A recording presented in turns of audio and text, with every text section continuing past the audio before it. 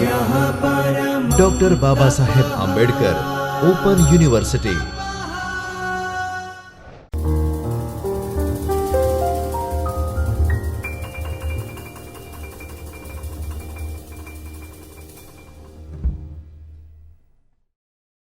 Hello and welcome to my dear students to Dr. Babasaheb Ambedkar Open University Ahmedabad in Chaitanya Studio of Dr. Babasaheb Ambedkar Open University Ahmedabad.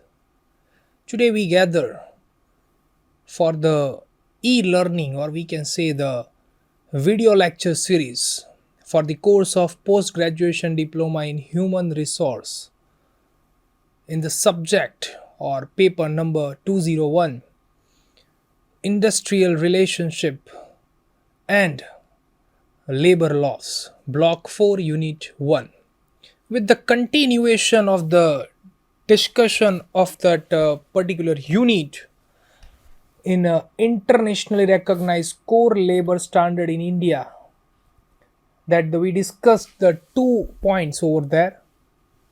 So the third point is that the child labor, there is a no universal minimum age for employment, and primary school education is not compulsory, free and universal. The child labor is not illegal in India, except is hazardous sector.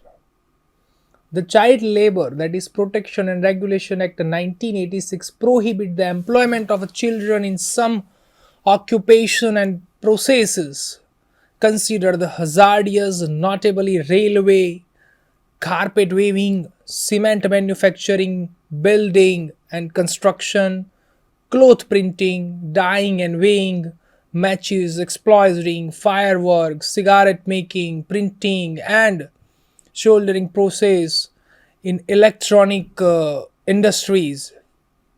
These are the prohibition for under the Child Labor Protection Regulation Act 1986. The Act regulates the employment of children in other areas, providing for the 6 hours daily work and the 1 day's rest per week. And the forced and the bound the labor by the children is prohibited, but this law is not enforced effectively, or we can say in an effective manner. And the implementation of the Child Labor Protection and the Regulation Act 1986, which is the responsibility of the state governments, is very poor, as reflected the lack of convenience under this act.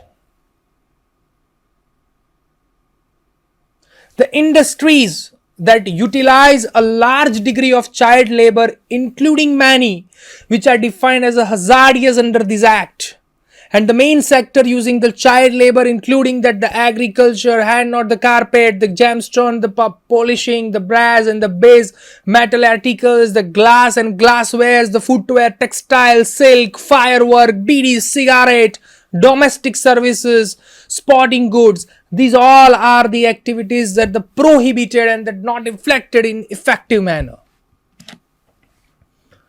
By the estimating the number of working children in India, they vary between the 22 million and 50 million indeed.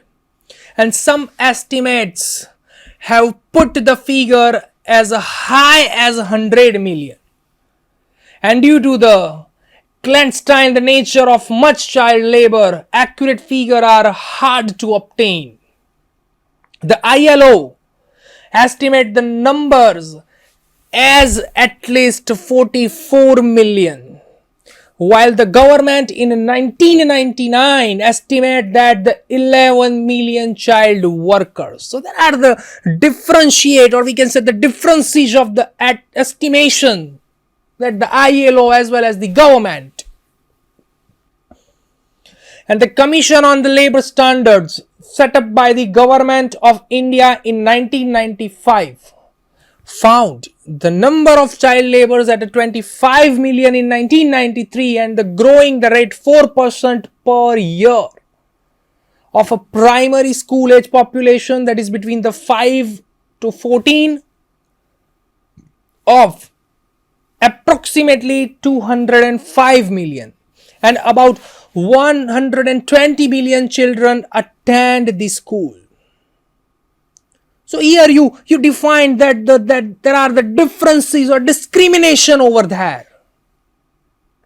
Most, if not all, of the 85 million children not in a school do housework, work on family farms, work alongside their parents as a paid agricultural labor, work as a domestic servant, or as otherwise employed.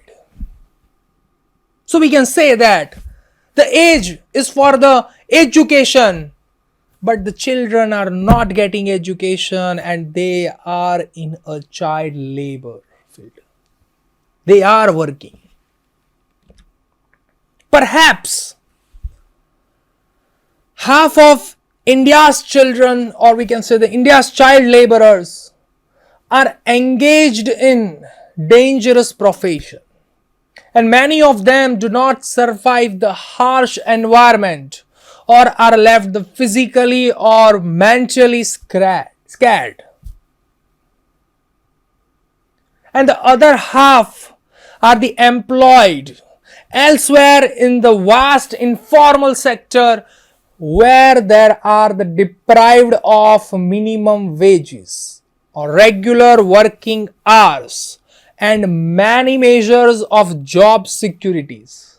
And some of sectors where the children are employed are closely export related, and particularly the gemstone and the jewelry, which accounted for the 17% of India's exports in 1994 or 1995, and the carpet, textile and sporting goods are over there. And a search, or we can say a research survey by the Christian Aid in 1997 revealed that Indian children as young as the 7 were routinely stitching the footballs for the export to Britain, and that there are about 30,000 children employed in India's sports goods industry. In the carpet industry, human rights organizations estimate that there may be as many as, we can say, the 3 lakhs children working, and the many of them under the condition that the amount of the bounded labor. And the Indian government has now indicated support for the fair labeling initiatives.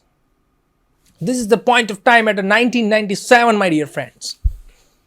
And now what, my dear friends? India has been involved with the ILO's IPEC since the early 1990s, and some estimation, or we can say some estimates suggest that 90,000 child laborers have been the rehabilitation in that time. These are the very productive approach. And there are also the National Child Labor Project that rehabilitate the children in hazardous work through the education and small family stipends. The government figures suggest that over 2 lakhs children are involved in NCLP, that is National Child Labor Project, over the course of the year 2000. But no figure are available to suggest that how many children are there in actually remove for them the hazardous employment. So this is a quite differentiate, my dear friends. And there are also the numerous non-government organizations activate, or where they work actively in the rehabilitation. The working children, that the notable among with the South Asian Coalition and the we can say the servitude, that is SACCS. There are the numerous NGOs also doing that rehabilitation system of the child laborer, and they provide the education to their children who have the right to educate, who have right to get the particular education in that field rather than to work. rather than to employed somewhere else, rather than to earn money, because the age is important. Between 5 to 14, you have to what you have to go, that you have to go for the education, not for the earning money. And for that, different NGOs as well as government are doing some rehabilitation camp also. But the governmental efforts to reduce the child labor have yet to have much impact and must be considered inadequate to deal with the scale of the problems, although the activities of IOLS, the IPEC, have been making some progress. And the problem remains the enormous, and however, there is a clear need for the changes to the national law with regards to the prohibition of the child labor and the provision for the universal and the free compulsory education. Because there are some legislation have the strict provision and the strict legislation over there to provide education at the age of the 5 to 14 rather than to go to the work and earn some money.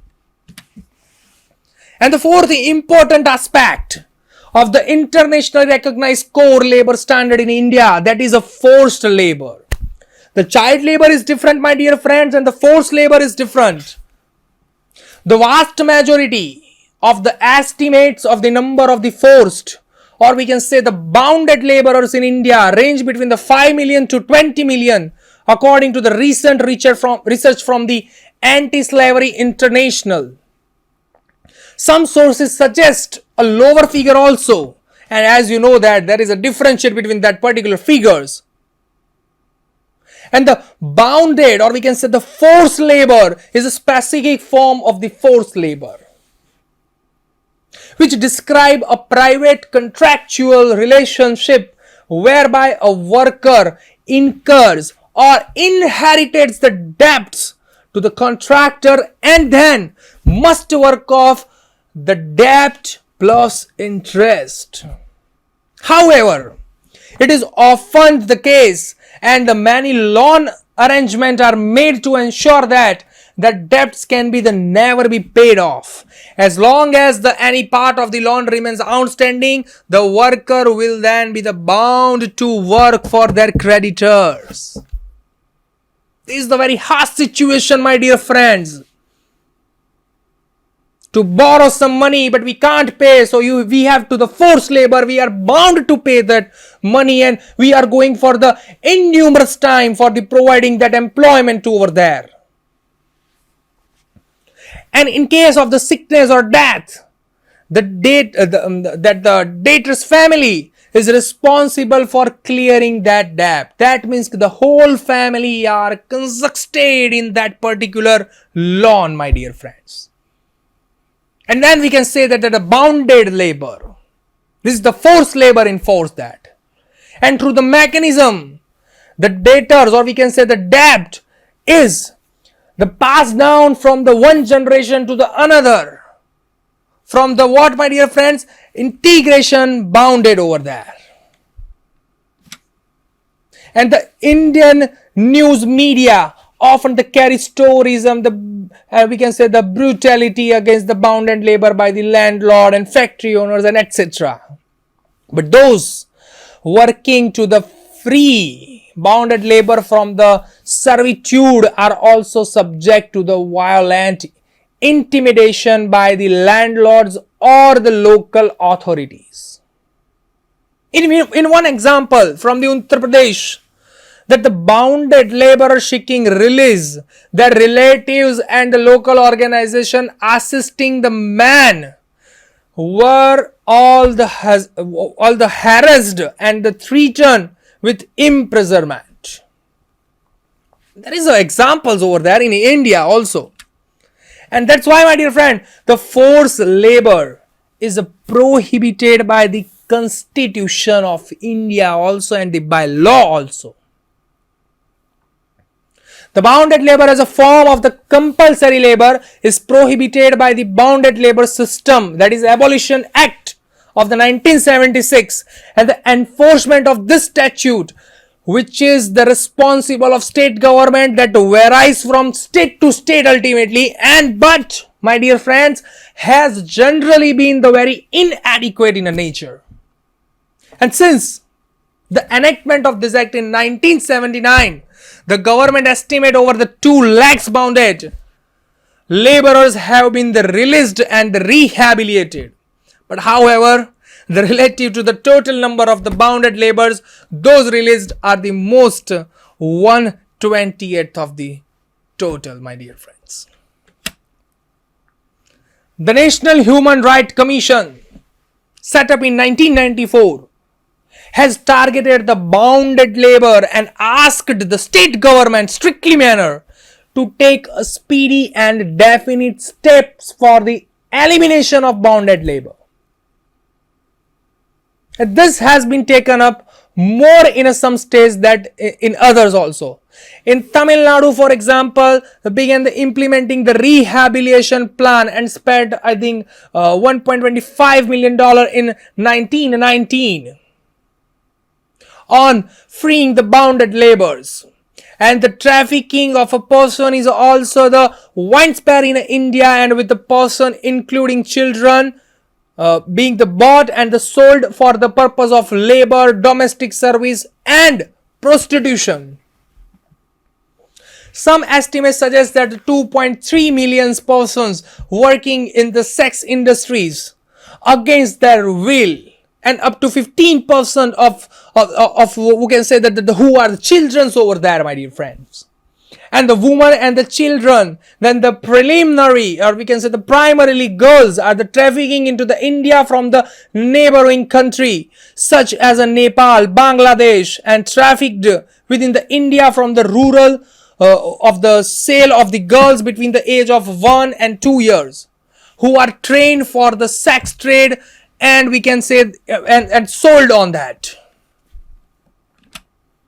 And India continues to be criticized by the ILO committees of experts on the application of the conventions and the recommendation for its inaction and implementation its legislation, we can say, on the bounded laborer, and it has since been criticized by the United Nations Committee on the Rights of the Children regarding the gaps in its legislation that hinder attempts and estimate the forced child labor in nature. Then, my dear friend, the forced labor, including of the children, in India is a major problem. Despite the existence of satisfactory legislation providing for its prohibition, there are certainly links to some export, or we can say the export sector, including the carpets and agriculture. It is clear that substantial action is needed to bring out the full implementation of the law on the forced labor and the release of all bounded laborers. We have a strict legislations over there. And for that, my dear friends, we have the critical evaluation of the principle of the labor legislation in India with respect to working condition, wages, disputes, etc. In that, my dear friends, let's discuss the first point, that is working condition. The Factories Act regulates the working condition in mechanized, or we can say the mechanized factories employing more than 10 employees, or non-mechanized factories employing more than 20 employees, and prescribing the standard for working conditions over there. That working hours, handling and the storage of material, etc. Whatever the requirements of that particular factories over there. And other laws regulate employment of a woman, children, and prohibit the bounded labor. For the enforcement of these laws has been imperfect.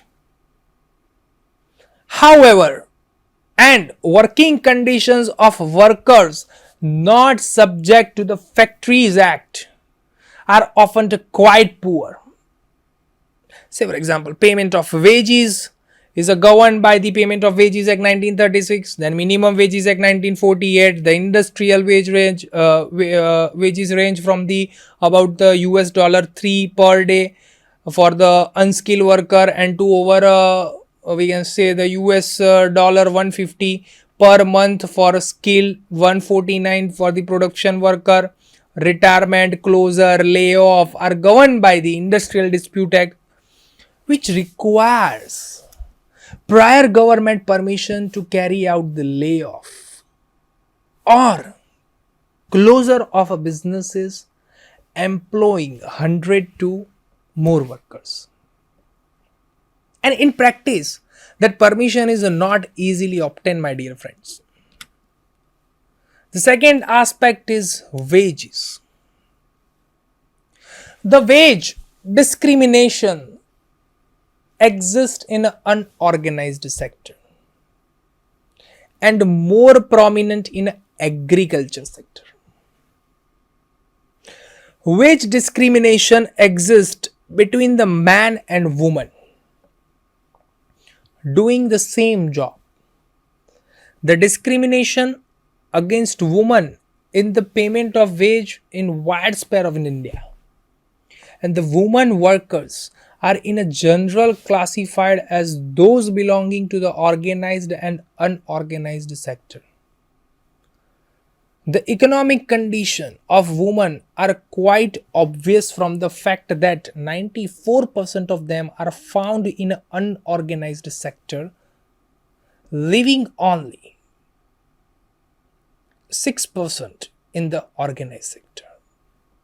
And out of that 94% of the female labor found in the unorganized sector, nearly 80% belongs to the agriculture, since India is still by and large an agriculture country. The low rate of a wage for a woman laborers are due to the unorganized nature of employment. The case with which hired the labor can substitute by the family labor. The seasonal nature of the demand for the labor and the traditional classification of agriculture job into the male and female. The agriculture women laborer are also the handicapped by the poverty, illiteracy and ignorance of the law are amongst the worst affected.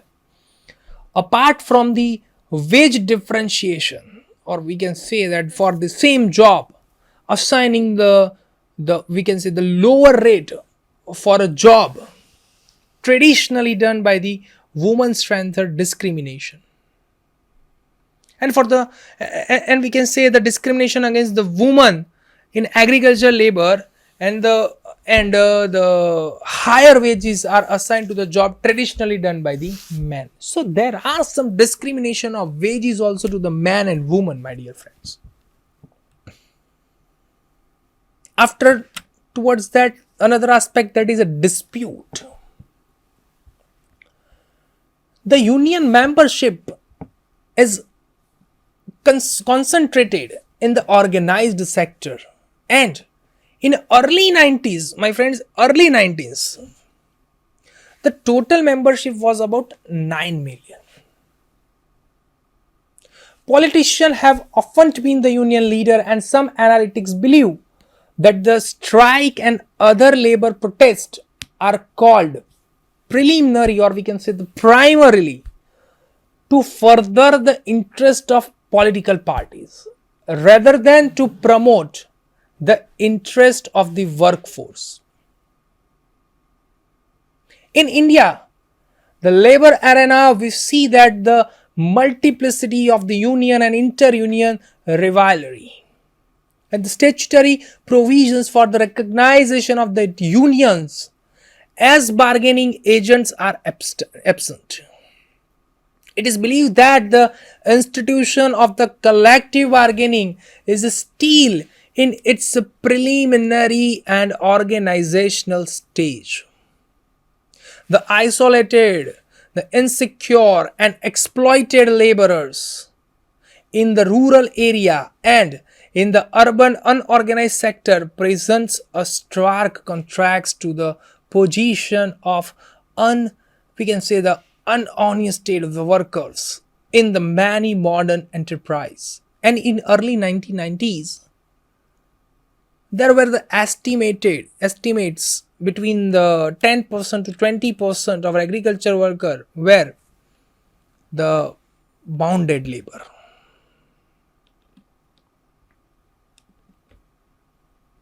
Then the fourth aspect over there, my dear friends, that is a social security and welfare aspects.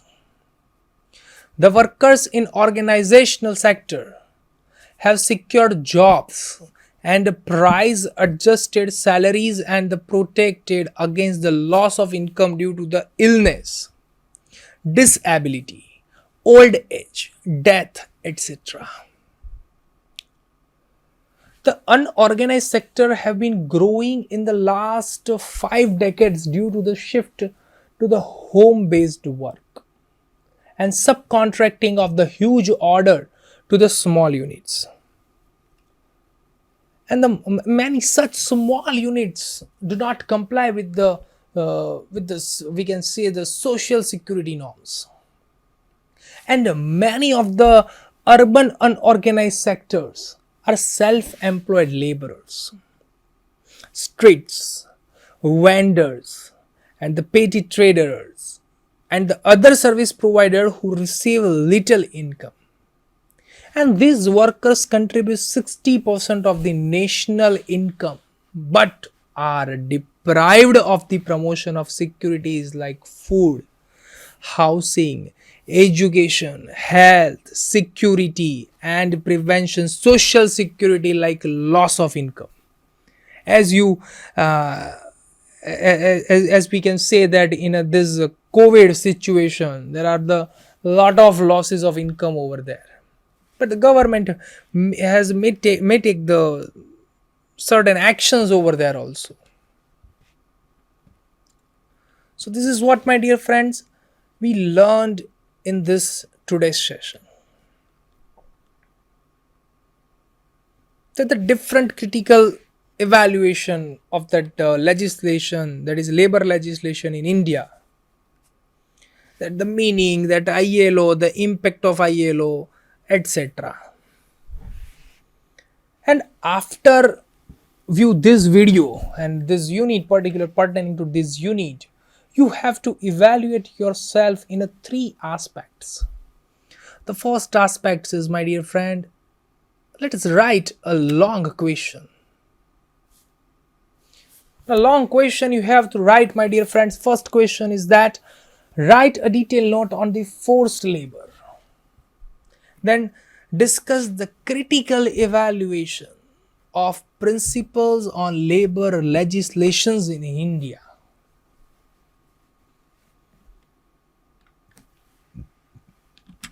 Second aspect is, my dear friends, short question. In a short question, my dear friends, define wages, then define working condition. Third aspect is, my dear friend, let us solve the multiple choice question. The low rate of wage for a woman laborer are due to the unorganized nature of employment. This statement is true or false? Let us evaluate it. So answer is, my dear friend, it's a true statement. The second multiple choice question is that, my dear friend, the economic conditions of a woman are quite obvious from the fact of the 94% of them are found in which sector, that is dash, leaving only 6% in organized sector, that is a 94% is unorganized sector. Simplified, This is a very normal sector that you define it. There is a 6 is organized, 6% in organized, and ultimately 94% is unorganized, and especially in agriculture also. Yes or no? So this is what, my dear friend, we learn in today's session. And after watching this video, you have to evaluate yourself with these three aspects. That is, first is a long question, second is a short question, and third is, my dear friend, a multiple choice question. Yes or no? And after you evaluate yourself, if you learn more, at that point of time, my dear friends, you may refer these books also. These books are providing important and the very vast references toward the industrial relationship in India also, then the labor industrial law also, and the labor economic principle and the problem and practices also. So these are what, my dear friends, important aspects, and then you may refer it. So as we conclude today's session, that we learn in this unit, that is an introduction point, then what is labor, the different legislative efforts, relation impact of ILO standards, then international recognized standard of ILO into the India, then critically evaluate the legislation of the labor law in India with the different aspects. So this is what we learn in this unit. This is the legislative point, or we can say the legislative part of particular session.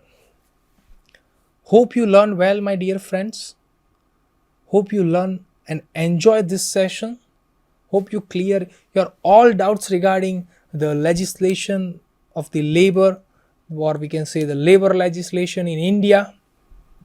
So today in this session we conclude it with this. Thank you very much. Hope you learned well. Thank you.